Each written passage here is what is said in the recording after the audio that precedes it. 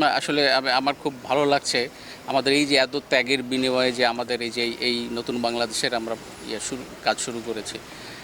এই যারা বীর শহীদ তাদের স্মরণে আমরা কিন্তু 9টি আমাদের বাগেরহাট জেলায় আপনারা জানেন যে 9জন শহীদ হয়েছেন, তাদের প্রত্যেকের জন্য আমরা বকুল চারা লাগালাম আমাদের সার্কিট হাউসের প্রাঙ্গণে। এবং এই কাজের সাথে সম্পৃক্ত থাকতে পেরে বন বিভাগের একজন কর্মকর্তা হিসেবে আমি খুবই গর্বিত বোধ করছি। আমরা এখানে বকুল ফুলের চারা লাগালাম। এই বকুল ফুলের চারাটি খুবই সুগন্ধি ছড়ায় আপনারা জানেন, এবং অনেক দিন টিকে, এবং সার্কিট হাউস প্রাঙ্গণের সামনেই থাকলো।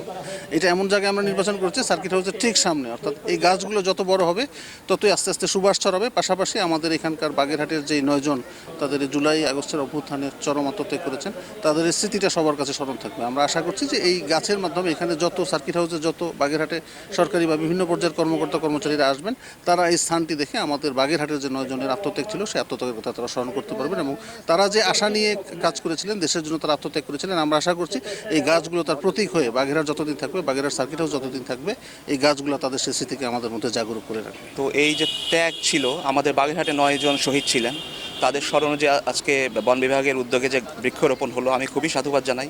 এটা অত্যন্ত ভালো একটি উদ্যোগ এবং আমি নিজেকে গৌরবান্বিত মনে করছি এখানে উপস্থিত থাকতে পেরে। এবং এখানে গাছ থাকলো, ফলক থাকলো, আমার মনে হয় যে এটা দিয়ে তাদের যে আত্মত্যাগ, এটা মানুষ সবসময় মনে করবে এবং স্মৃতিচিহ্ন হিসেবে থাকবে।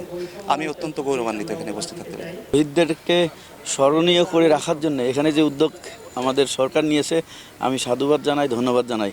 আমাদের জাতীয়তাবাদী দলের পক্ষ থেকেও আমরা 36 দিনের কর্মসূচি ঘোষণা দিয়েছিলাম।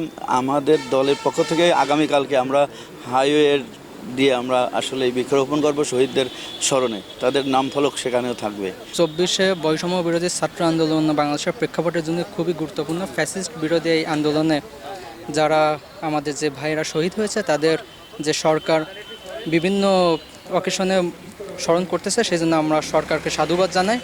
এবং এর সাথে সাথে আমরা চাই যে বৈষম্য বিরোধী ছাত্র আন্দোলনে যেমন ফ্যাসিস্ট বিরোধী সবাই মিলে যে ঐক্যটা ছিল, সেই ঐক্যটা যেন এই জুলাই মাসে আবার যেন সেই ঐক্যটা গড়ে ওঠে।